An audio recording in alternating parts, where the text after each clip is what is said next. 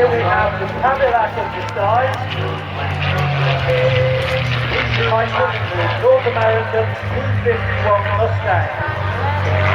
This is the aircraft that was widely used by the Americans and Allied forces. The RAF, the Australians, the New Zealanders, the Canadians all used the Mustang.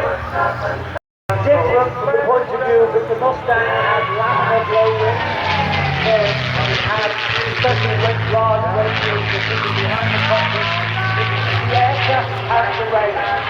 It was the aircraft that went airport, 332nd Fighter Group, because it was the first all-African American group. Originally they were told they couldn't fly fighters, the Negro fighters and the Negro pilots of the American Air Force, but they formed the 332nd in Italy, and it was the proud boast that the Red Tails, the Tuskegee Airmen, never lost a bomber in their charge.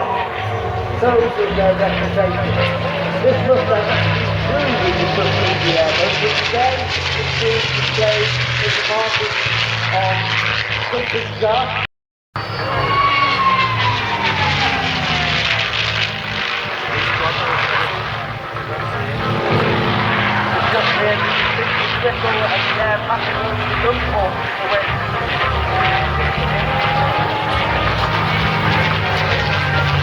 Back in the 90s, unfortunately, Dick Catford, who was the vice president of the North American Corporation, when they were actually designing the Mustang, and he said that when they had the Allison engine in, it just didn't have the height. So as soon as they put the Rolls-Royce engine into it, from Rolls-Royce, it had been sent over, and it was on storage in New York, put it in. Get your cameras ready now, ladies and gentlemen, the Mustang!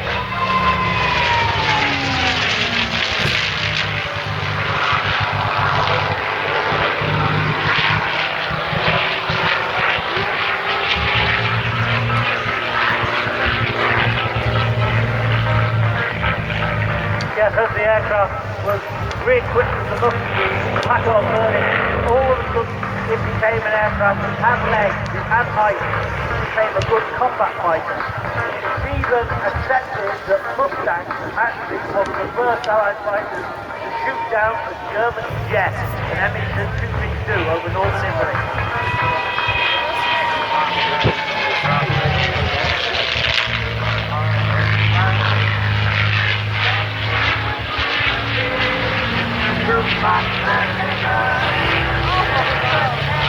Want to look at more of the Hangar 11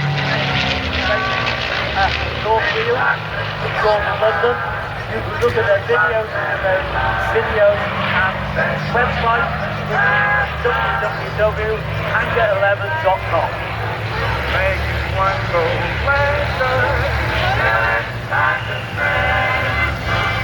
we really don't need that.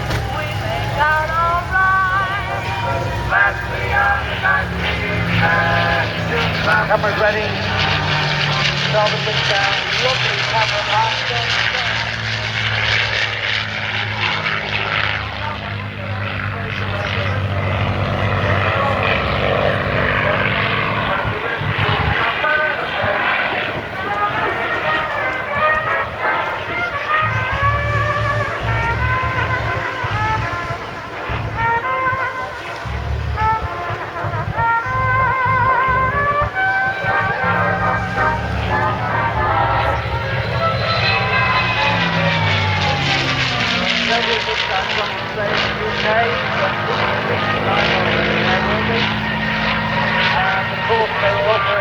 During the building of the Memphis Bell movie back in 1990. This was one of the